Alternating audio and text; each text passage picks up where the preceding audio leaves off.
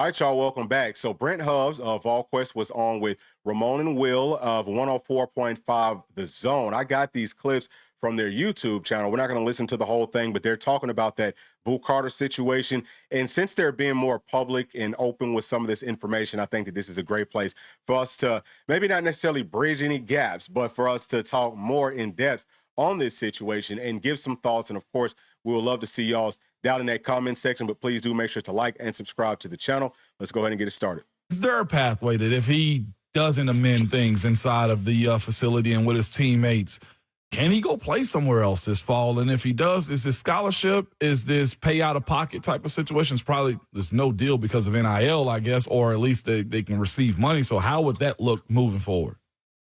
It's to my understanding, if he transferred out, he would have to be a walk-on somewhere, but he could not be in the SEC.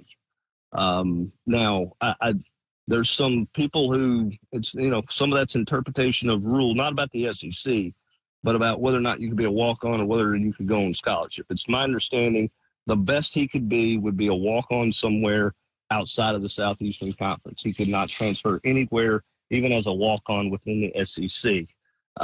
There's a situation where there's a kid who transferred from Wisconsin, I think, to Miami. He's not a grad transfer. He transferred outside of the window.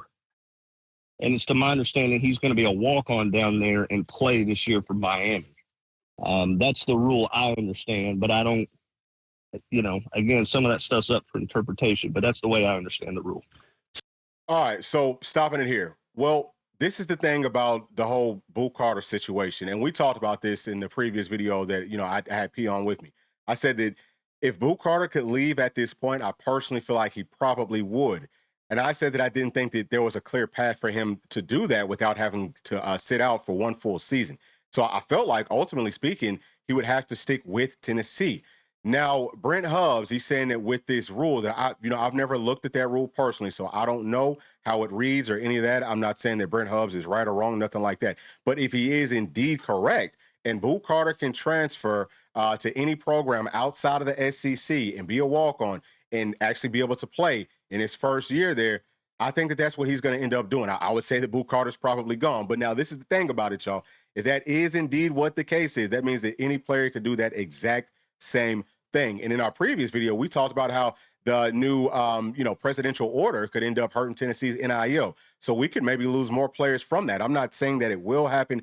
I'm just throwing out the possibility, and not just with Tennessee, but with every program in the country, every single sport that could happen. So one of the things that I can tell y'all with the college sports mafia, who I can't stand, to the ADs of these programs, most of which I can't stand them either. Danny White is doing a great job, to the coaches, to all the fans, and to even like the Congress members. Everyone's on the same page with, we got to get this transfer thing fixed, whether it's the portal or whether it's a situation like this. Now, with the situation that he talked about with the kid that transferred previously, he wasn't a graduate or anything like that.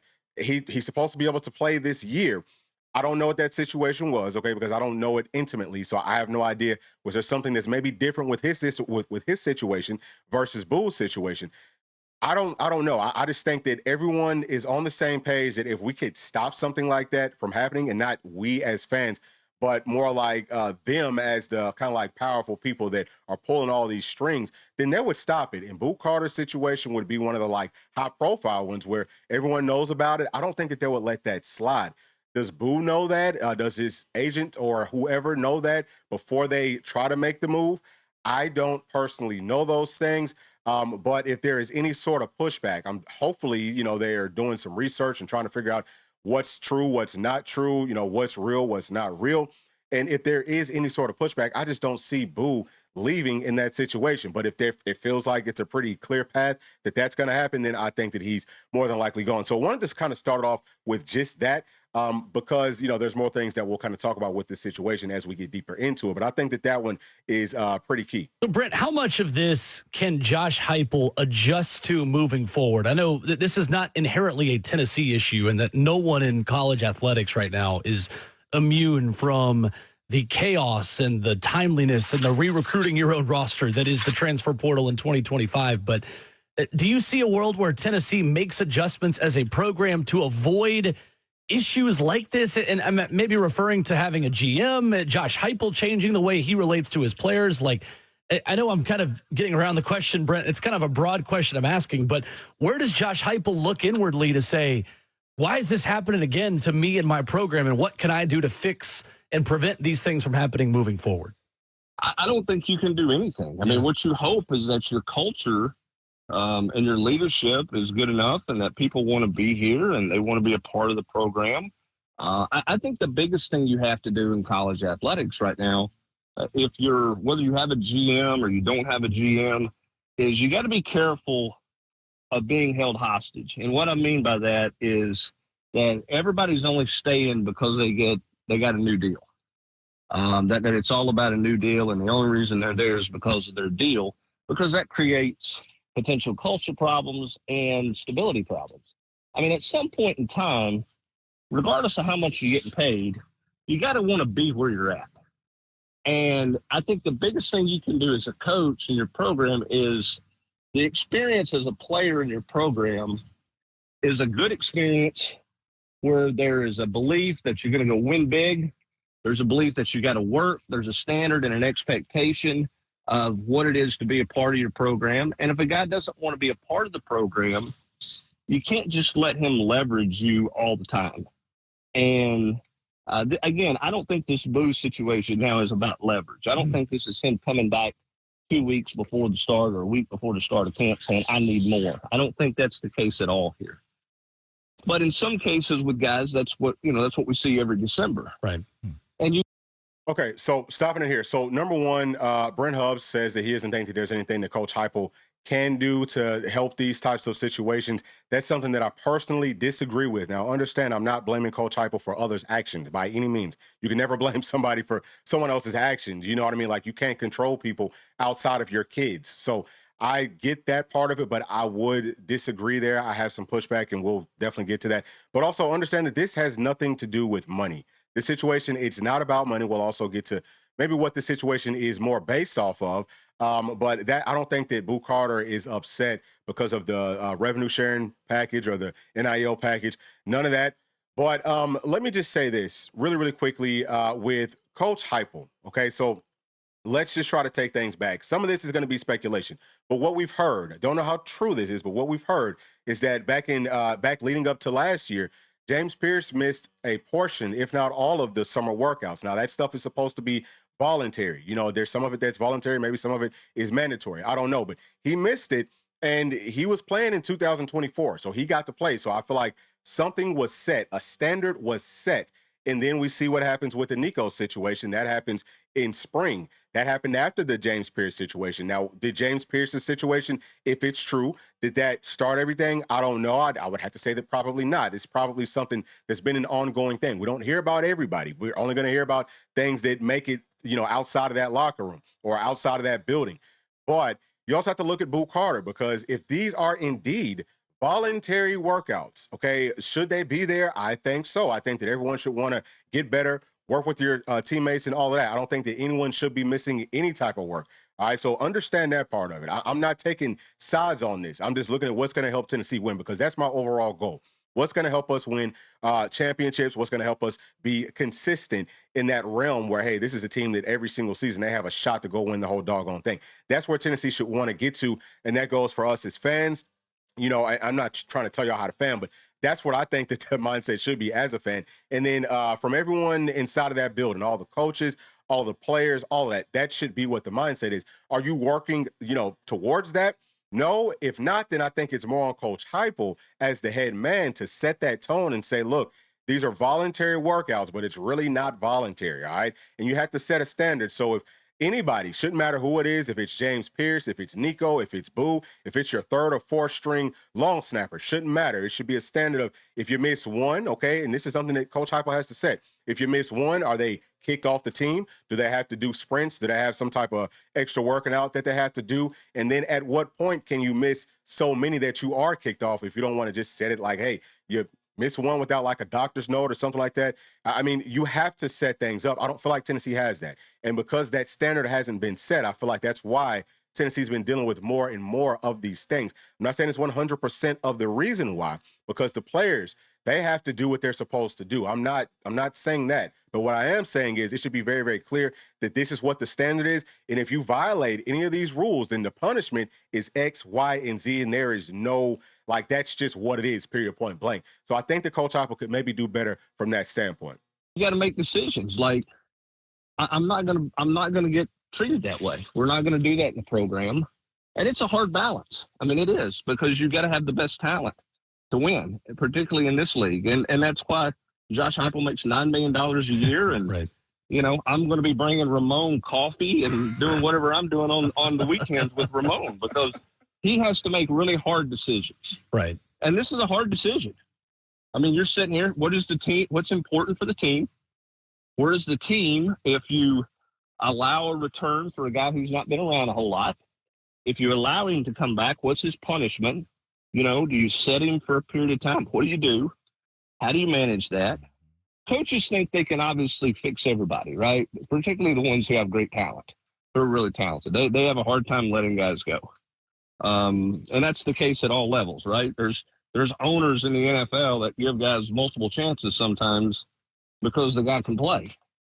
And so if you're Josh Heupel, you have to decide at what point is enough that it's a detriment that I continue to try to help him and get him on this team, you know, to do what we need to do. And then you got to figure out, like, all right, say you let him come back. Where's his commitment level? Is he with you for the whole season? Is he with you till you lose a game and then he checks out on you? All of those things have to run through Josh Heupel's mind when he talks to his coaches, when he talks to people he trusts for advice, when he talks to his leadership council, when he talks to his football team. You got to take all of that stuff into account when you make decisions about how this is going to go. Now, Boo may make the decision for you because he might not show up for the meeting on Monday night. Then you know. But if he does show up, then how do you handle it from there? And again, that's why Josh Heupel's making a lot of money and the rest of us are talking about his decisions and not making near as much money. It's well put. Okay, so stopping in here, y'all. Several things was also said there by Brent Hubbs. I think that he made a whole lot of good points. One of the things that I want to talk about is that coaches and just the leaders of these teams, they are in the business of winning. We have to understand that as fans, of course, we might feel differently about some things.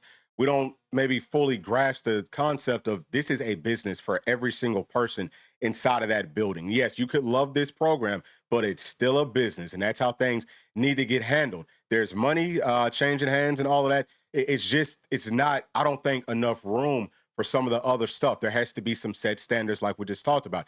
But these guys want to win. So if you're really, really good, then yeah, they're going to probably give you extra chances. We're not the only program dealing with this type of stuff. But I think that maybe like the way that it gets dragged out and also the way that it's leaving from that locker room, that to me is a sign that the locker room isn't as strong as it could and probably should be. And I think that you always have to look at the head man or woman, you know, at the head person and say, ultimately, all the blame falls on you. Like Brent Hubbs said, that's why Coach Heupel is getting paid all that money. He's got to lead this team.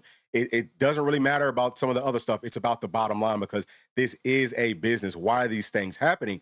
So I think that that's something that also maybe tends to get lost. And as we'll get into this next part of it here, understand that if the coaching staff is at this point willing to put up with whatever Boo has done, leading up to where we are now, to say, hey, we need him on this team. We're going to keep him on this team. And this is a question that I had asked previously, just, trying to look at all sides of this thing.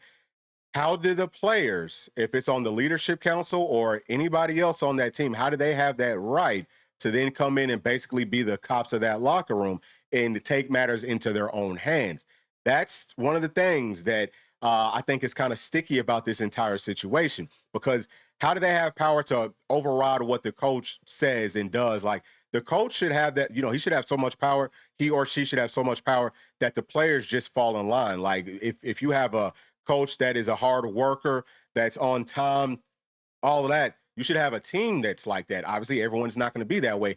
And same thing on the opposite side of it. If you have a coach that doesn't show up on time, he's not putting in work, he doesn't have good game plans, he's not ready, then your team is going to follow suit. So I'm just saying that the leader is ultimately, what is going to make this whole thing go. And I just think that Coach Heupel, he has to find that balance of, yeah, you want to hold on to the players that you know that you need because you've looked at this roster. You understand, hey, we want to win. We don't want to lose any good players, but you also can't lose your locker room in that same breath. So he has to step up and he's got to, this is, again, man, just have some set standards. Like whatever that standard is, if it's broken, it's easy. It's cut and dry. It shouldn't matter. It goes for everybody. And you might lose some of these guys, right? Like you might lose like a Nico. Like let's just say in the situation with Nico previously, maybe if Tennessee would have cut him, you say, well, shoot, we're going to lose our franchise quarterback. But you lost him anyway. And, you also now might be losing Boo. And it just keeps on happening. So at some point, you're going to have to take that stand. And I think that it might take us really, truly cutting one of these guys, like setting those rules. And then once they break them, one of the best players on this team, we have to cut them. Then you just do that. And then moving forward, it's understood inside of that locker room that this is what these are the expectations. Is Hubbs, it feels like the stuff that we should and need to talk about is like off the record stuff. But I just want to ask this question, though, too. All right, so pausing it here really, really quickly, y'all, just to let you know, pay attention to what he's saying and how he's saying it. There's context clues here. All right, and we talked about this on our Patreon, right? Like, if y'all listen to both of the audio clips that we put out there, then y'all will hear that we kind of push y'all to the right place of what really went on inside of that locker room. And now you're hearing they're asking this question, trying to do it in a way where it's not something that you probably want to really straight out say publicly if you're close to this program. But just pay attention to the context clues and y'all will understand what really went on. Without going too deep, like it seems to me that this team is probably just not going to look for, have this be the case either. It's tough when you have teammates not show up for workouts. It's tough when you have teammates that's not committed. And it's still even worse, I guess, also is I look at a guy like him who's from the state that had an opportunity to leave in December or April, chose to stay, and then you lose that commitment of his grind to the team. I can imagine how that leadership council or just the guys that's been grinding with him feel about it. I feel like that's probably the biggest hurdle of his all is looking his teammates in the face, Josh Joseph or Miles Kitzman or Deshaun Brain. Like there's a lot of that I feel like has to be hashed out. So I think that this is an excellent question, and I like the way that it was phrased. Hopefully y'all caught on to what kind of happened. He's saying that, basically how is he going to go face that locker room? Some of those people might have felt some sort of a way, and we can't talk too much about it. I don't know how many more clues I could give to y'all on what, on what went down. But I think that the point that he makes at the end, kind of just talking about pride, that's going to be the biggest thing.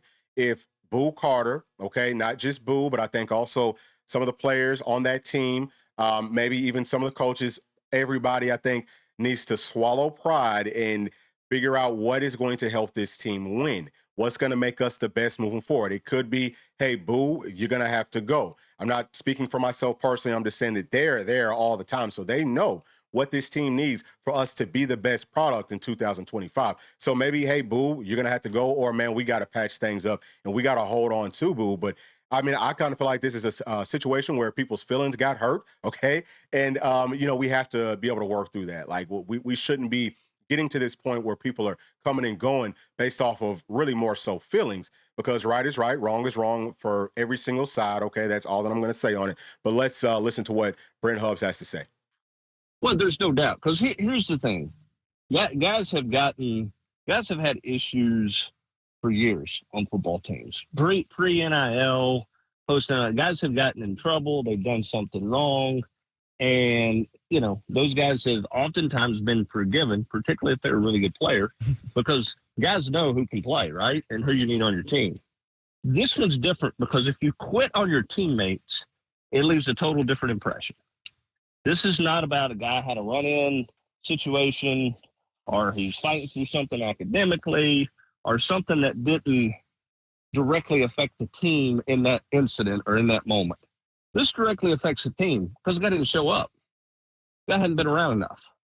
And so when you have that, that's the hard part that you have to fix. And that's where Josh Heupel has to make critical decisions, because you cannot lose your football team over this. And I'm not saying he would or he wouldn't. I'm not in the meetings. I haven't talked to Miles Kitzelman, and those guys gave great quotes about Boo at SEC Media Day. Okay, and I think there were issues then. So, it's not like everybody's just completely turned, It doesn't sound like, or at least publicly they haven't sounded that way. But Josh Heupel has to, if you're going to live by the code that no one is bigger than the T, you also have the code that no one's bigger than the team. And you better make sure that your team is locked in and ready to go, because no offense to Boo Carter or anybody else that would put themselves in this situation, you're not going to be the total difference in winning and losing a bunch of ball games. Right. Can you be a factor? Absolutely, you can be a factor because you're a good player. But you're not good enough to just come and go as you please. Okay, so that's it for that portion of it. I have some closing thoughts on it. So with what Brent Hubbs just said, he talks about, well, Boo Carter, really nobody is supposed to be bigger than our team. And I think that that's true. Nobody should be. Like we said earlier, okay, James Pierce, they pretty much set a standard there that if what was said is true, that he missed a lot of things from the previous summer and he still got to play, the coaching staff said, well, this guy's bigger than this team. Okay, so that's a standard that got set. So maybe that's why we've had some of these things kind of like snowballing, right? We're seeing more and more of it. But as I've said, I mean, it's very, very simple. And listen, I love Boo Carter. Okay, I think that he's a tremendous athlete. I think he's a very good football player. I was looking forward to him this year. He's one of the guys that we had no question marks with. I am actually shocked to hear how many things that he's missed. Now, I don't know if there was a real reason to it. Doesn't sound like that's the case. But if there was, then obviously you've got to bring him back. And whatever went on inside of that locker room, that's got to get reconciled. But at the end of the day, even a guy that's as talented as Boo Carter or James Pierce or Nico, like I said before, there's nobody that you should set higher or, lower standards for really than some of these other players. It's got to be consistent. So that's one of the things that I do have a problem with. Just with this staff, and I'll also take y'all deeper. If you look over the past, pretty much since Coach Heupel's been here, right, every single year we've lost a game that we shouldn't have lost, and it always felt like there was some locker room issues heading up to that game, and that has to get fixed. Okay, like yes, some of it's going to be on those players, but at the end of the day, it's got to be on the head ball coach.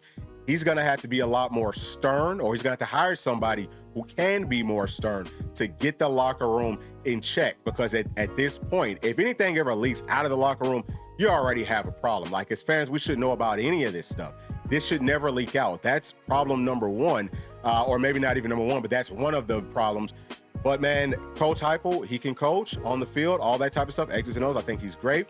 But as a leader, I want to see him take that step forward. I think that if he can get this figured out, if he handles this the correct way, and it might be, which listen, y'all, I don't know what the correct way is for Coach Heupel. He is the coach, but he's got to find a way to, hey, can we kind of still salvage whatever we feel like we're going to be losing or missing with Boo if he leaves? Does that mean we have to hold on to him and then set a very clear-cut standard moving forward that, hey, this is it? You can't miss this. You can't miss that. If you do, you're done. Doesn't matter who you are. You have to do that moving forward. And I think that if that happens, Tennessee will take another step forward on that football field. I think that that's one of the things, we've talked about it. We've, speculated. What is it that's causing us to lose some of these games? I think that we have a pretty clear picture of, we have a good insight on what some of those things might be. But those are my thoughts. Please share yours down in that comment section. And as always, please do make sure to like and subscribe to the channel. We'll be talking to y'all tomorrow. Thanks. Peace.